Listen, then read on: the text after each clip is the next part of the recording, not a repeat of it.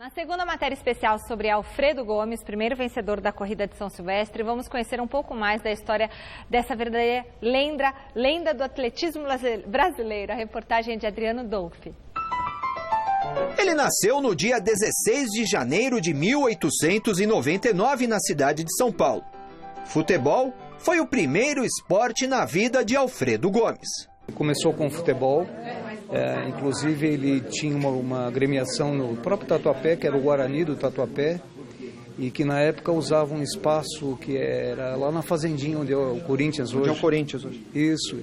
E com a chegada do Corinthians ao Tatuapé, houve uma perda do espaço e a agremiação não foi adiante, e ali ele, acho que meio ressapiado, meio frustrado com a história, acabou partindo para o atletismo e deixou o futebol de lado. Neto de escravos, Gomes desistiu do futebol para amar o atletismo. A cor da pele foi o primeiro obstáculo. No começo do século passado a coisa era brava, né? Clubes, principalmente de origem estrangeira, raramente aceitavam atletas de cor negra. Dentro das dificuldades que a cor representava na época, ele conseguiu uma certa projeção e com isso ele acabou vencendo aquela história de preconceito e racismo com relação à cor da pele, né? O arquivo de fotos da carreira de Alfredo Gomes é escasso.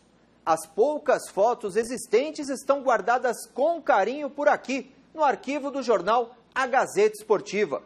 Como esta foto, com Alfredo Gomes acendendo uma tocha olímpica, uma referência à Olimpíada de 1924 em Paris, quando o atleta representou o Brasil como porta-bandeira. A equipe na época era muito pequena, não existia assim patrocínio, não existia colaboração financeira e era um esporte realmente amador, né?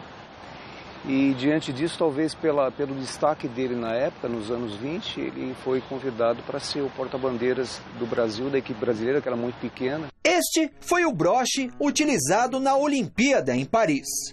Gomes foi o primeiro negro a disputar uma Olimpíada representando o atletismo brasileiro.